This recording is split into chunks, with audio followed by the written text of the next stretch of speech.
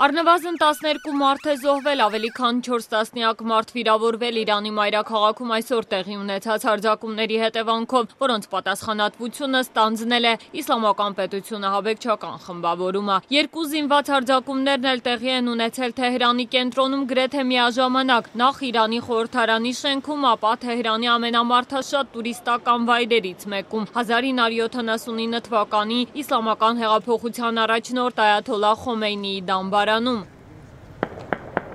Իրանի պաշտոնական աղբյուրների հաղորդմամբ խորհրդարանի շենքի վրա հարձակվողները չեզոքացվել են։ Ըստ այդ երկրի հատուկ ծառայությունների հաջողվել է ձերբակալել մեջբերում ահաբեկիչների ևս մի խմբի, որը նույնպես պատրաստվում էր հարձակում իրականացնել։ Իրանական լրատվամիջոցների փոխանցմամբ հարձակումները տեղի են ունեցել գրեթե նույն ժամին։ Նախ տեղական ժամանակով առավոտյան 10:30-ի սահմաններում զինված անձինք կրակ են բացել խորհրդարանում, որտեղ այդ պահին նիստ էր ընթանում։ Ինչպես փոխանցում են Իրանի պետական լրատվական գործակալությունները, 4 հոգի կանացի ավանդական հագուստներով մոտեցել են խորհրդարանի շենքին, որտեղ ներս մտնելու համար նախ պետք է ստուգվեին։ Պահակակետի մոտ արդեն նրանք կրակ են բացել, վիրավորելով անվտանգության 3 աշխատակցի և 1 այցելուի։ Այդպիսով զինված անձանց հաջողվել է ներխուժել խորհրդարանի շենք։ Ըստ ականատեսների հարձակվողները զինված էին ատրճանակներով ու կալաշնիկովի ինքնաձիգներով։ Գրեթե 30 րոպե անց տեղի է ունեցել երկրորդ հարձակումը Այաթոլլահ Խոմեյնիի դամբարանում։ Կրակոցներից այստեղ մի քանի մարդ է վիրավորվել։ Հարձակվողներից մեկը սպանվել է անվտանգության ծառայողների հետ փոխհրաձգության արդյունքում։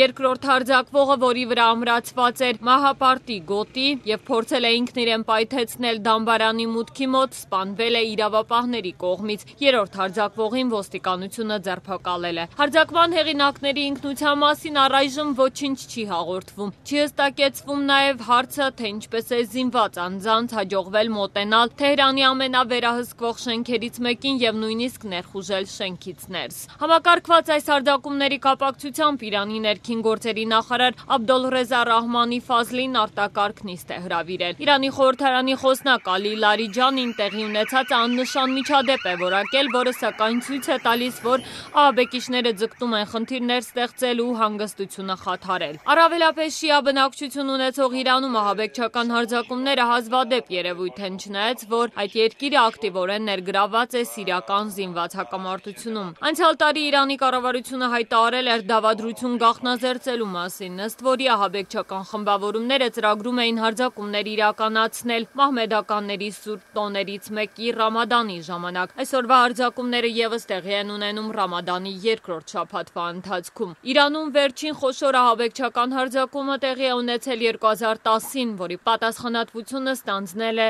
Ջունդալա խմբավորումը։ Այդ ժամանակ 2 հզոր պայթուններ իրականացվել Իրանի 2 քաղաքներում, խլելով 27 մարդու կյանք, ևս 200 մարդ էլ վնասվածքներ է ստացել։